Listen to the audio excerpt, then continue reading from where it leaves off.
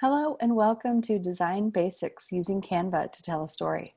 In this presentation, we're going to go through some of the most basic concepts of digital design, and then we're going to show you Canva, which is a really useful tool for designing everything from booklets to Zoom backgrounds to social media to presentations. All right, so I'm going to start by sharing my screen, and I'm going to go to the presentation here.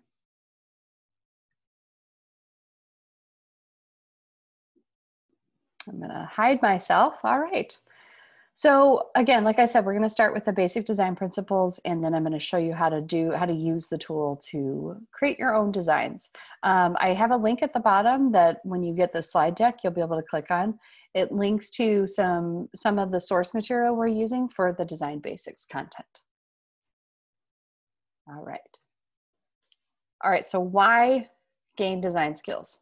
This is a question I get a lot of times. In the past, it used to be that design was really the job of a graphic designer or a web designer. Increasingly, the amount of assets any organization or company needs has grown beyond the point where anyone could staff enough designers to do the work we need to do on social media, email marketing, etc. In addition, all of our audiences are getting more sophisticated, meaning that we need to gain design skills because there's almost no job in this world where we don't need to know a little bit about graphic design in order to be trusted and in order to be heard. Even in higher education, it's a better learning experience for students if we can use the principles of design and use some of the tools that automate this process for us. All right, why Canva? Why are we starting with Canva as a tool? I've been doing work with artists and designers for 20 years. So you might be saying, why aren't you using Adobe InDesign or Adobe Illustrator? Well, number one, Canva is free, unlike the Adobe products. There's a paid version of Canva, but really the free version is very robust. Number two, Canva makes design easy because they have great templates. Frankly, the best digital assets like illustrations and photos I've ever seen in a design templating tool, and great fonts, and it allows a wide variety of download formats, and you can customize it as much as you want. So essentially, it makes it easy for almost anyone to create a sophisticated design, regardless of their skill set. All right, so we're going to start with the principles of design. This is the part where we really talk about the rules that we have to not necessarily follow, but understand in digital design. We're going to go through each one. It'll be pretty quick because these are very short sessions. I want to have time to get into the tool and to show you some of the idiosyncrasies. So let's just start with unity. All right, so again, these aren't necessarily rules. It's more vocabulary than anything, which is understanding that unity is one of the principles of design, meaning you want to understand, are you using unity across a color, across a shape, or are you taking advantage of variety? It creates a cohesiveness to the experience of a work. Balance is really all about how does the eye experience the whole space? Does it feel balanced? Does it feel even? Does it feel uneven? And there are two kinds, obviously symmetrical balance versus asymmetrical balance. There's also places or designs where balance is not your goal. You want to kind of play with the discomfort of a lack of balance. But it also is really important to understand that objects and text and images all have visual weight. And it's a relatively intuitive thing to gauge, but knowing that it's something you should think about is important. All right, hierarchy is very important for content because it dictates the experience of that content. It gives a reader a reason to continue moving through text. So you can see on the left example, there is no hierarchy. There's no beginning, middle, and end. And if this was all text or all shape, I would stop after the first two lines because I wouldn't have a feeling for why I should move through a document. I also would only be able to start at the top left and not start anywhere else. So a good design engineers the experience of the viewer to move through a document or to start in multiple places. This is something we think about a lot in our Career Center handouts. A good rule of thumb is that the most important parts need to be the most visible. That doesn't mean they have to be at the top, but there is a hierarchy, and we even talk about this with resumes as far as the formatting options you have to create and engineer a particular experience of a document.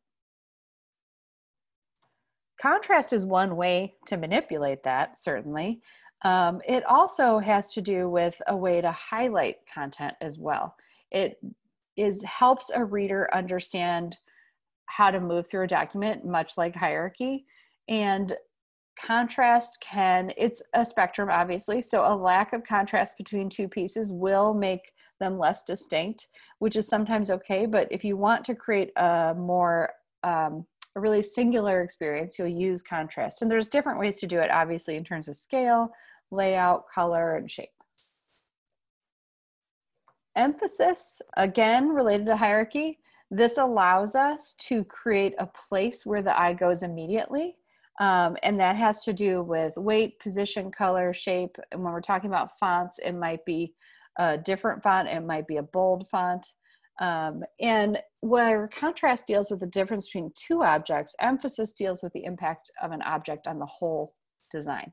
And it's a tool for you at your disposal. It doesn't mean that you have to use something as stark as these examples, but it's just understanding this is a tool for you to create a focal point.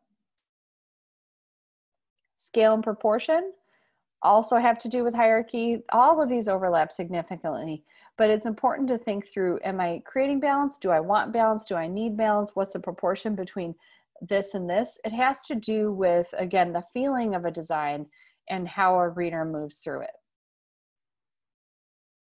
Repetition, or sometimes called rhythm, has to do, again, with moving the eye across content, sometimes leading to a focal point, but creating an experience of something like a pattern, essentially. This could be forms, colors, design elements, or lines. All right, so this presentation was made in Canva. So we want to go directly into the tool to show you exactly what kinds of templates are available. The other thing I'll say is when we come back to this presentation, I will also, you can link to this bonus content, which is 12 ways to learn, free ways to learn design. And this slide deck will go out, obviously, with the recording, and that's a clickable link for you. All right, so I'm going to get into Canva right now. And I'm going to adjust my screen share settings just in case you're not going to see I think you actually do see the whole thing, so I think we're fine. All right, so I am going to show you really quickly. We're going to go home. This is once you create an account in Canva, and it will prompt you as many times as possible to opt into upgrade or do a paid account. You know, I have yet to do a paid account for myself, and I've been pretty happy with the access I have. So now we are going to just click on Create a Design. Now you can see some suggestions. I could do a presentation. I could do a social media piece. I could do a resume. One caution about the resumes on here, a lot of these, Canva is based, I believe, in the Philippines and New Zealand. And so there are many resume samples with photos on them because that's more common in other places. I don't typically recommend a photo on your resume. So when you're in here, obviously there's going to be good templates, but I would just be a little cautious about the photo part. I could do an invitation. Oh, I guess I clicked that on accident. So let's get in here.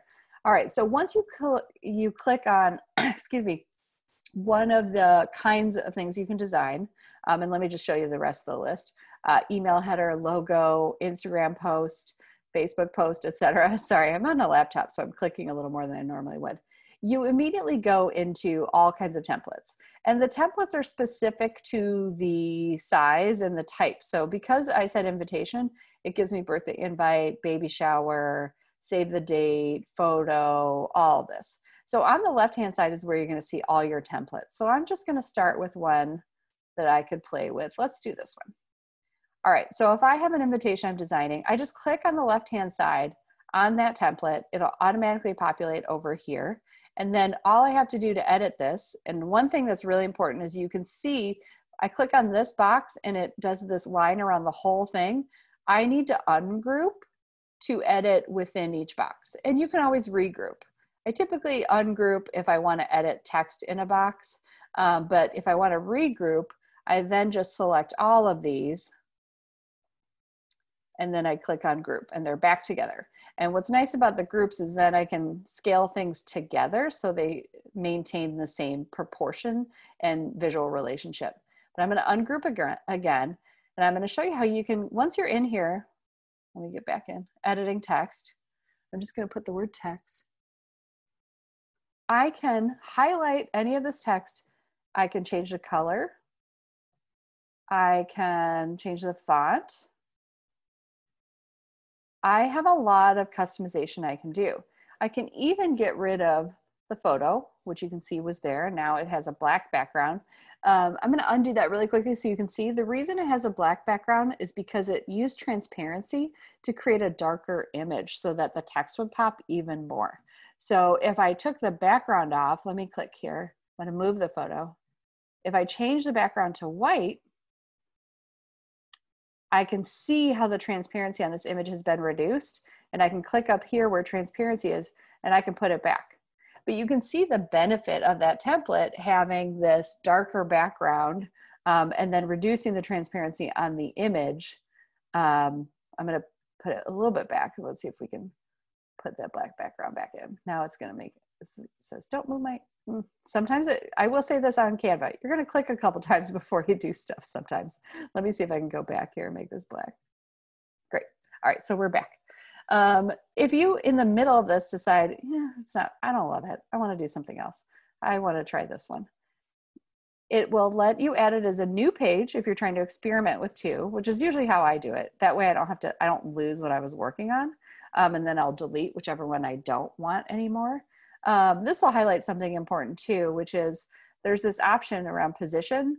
I can send something backward if I want it to appear behind another object. So there's even layers in Canva, which is a really sophisticated option for folks.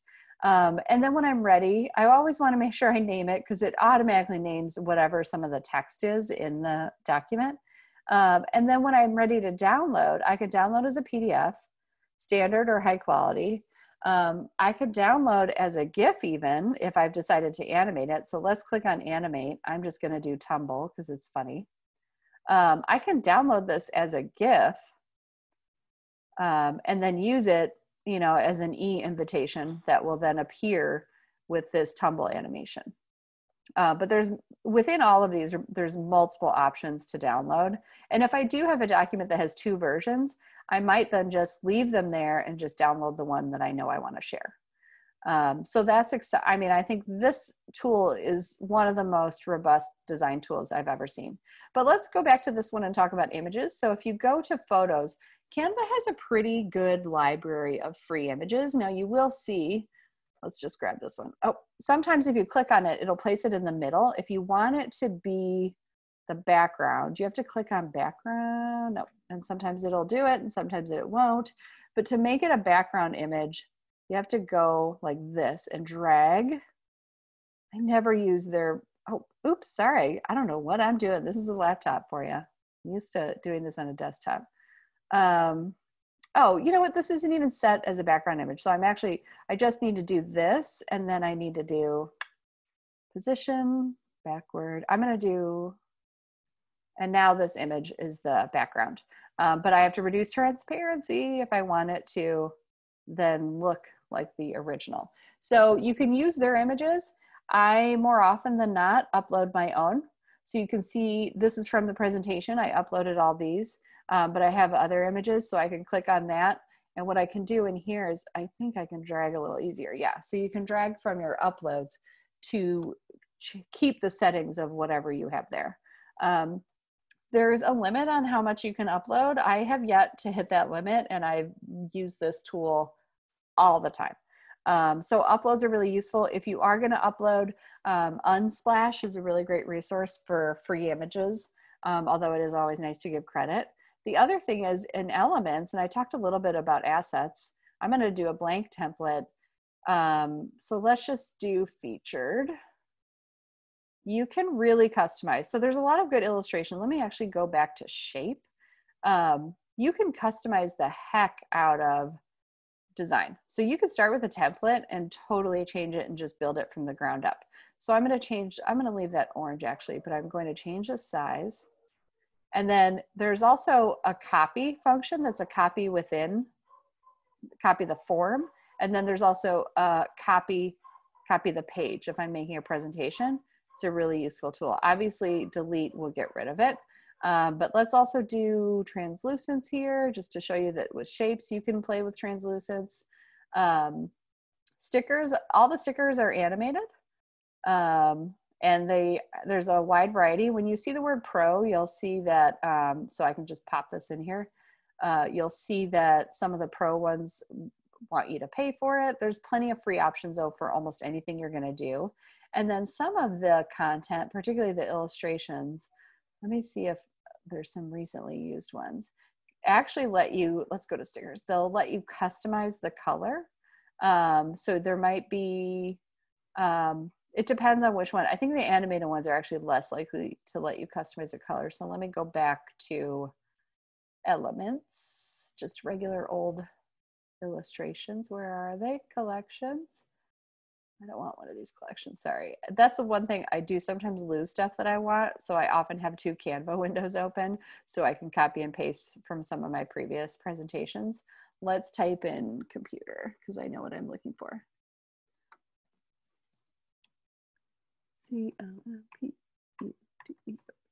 Oh goodness, sorry about that. This search tool is very useful. It's a keyword search. And if it'll search, I think only within the section you're in, so illustrations explicitly.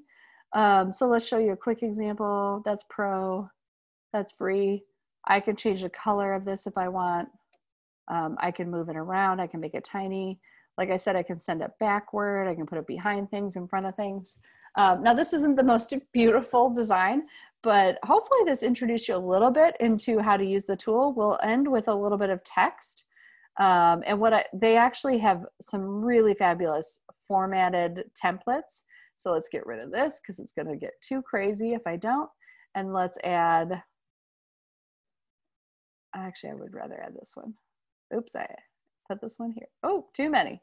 And now it's, oh, yep, sales behind here. Let me do.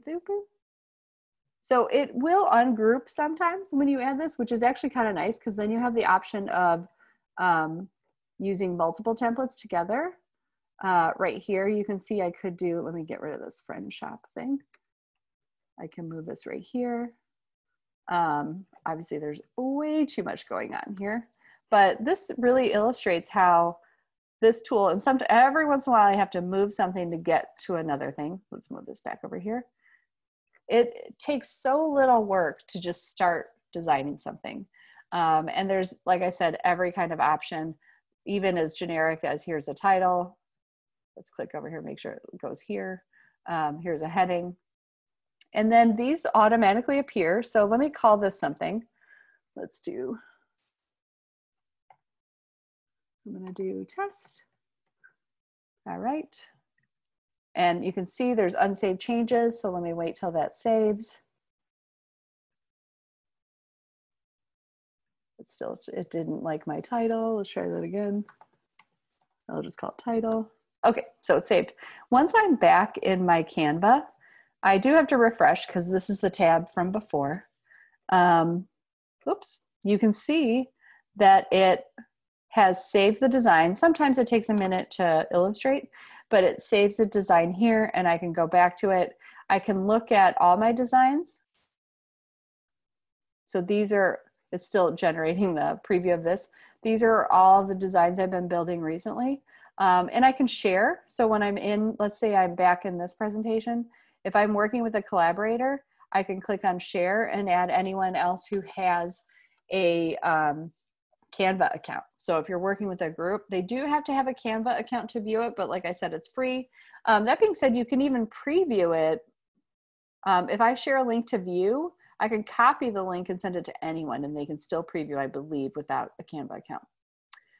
So this is really an intro. This isn't intended to teach you everything you need to know. There's a lot of videos, there's charts in here. I haven't really shown you the rest of all this, like how to use folders. Let me show you one more thing that I think is very important, which is brand kit.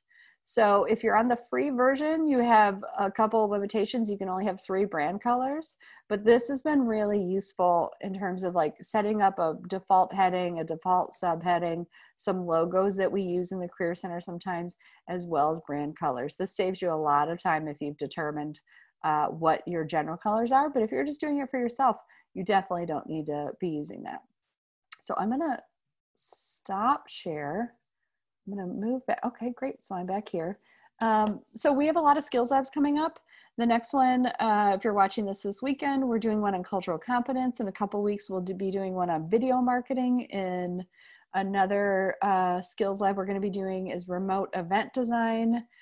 Check out all the events on the Handshake calendar. I believe we'll be continuing to do these in fall, so look forward to that. And if you have ideas for other skills lab events or skills that you think we could help kind of dip into with you, let us know. I hope you come and see us in the Career Center. We'd love to have a career conversation with you, help you with your resume, talk to you about skills, talk to you about your job search, wherever you're at.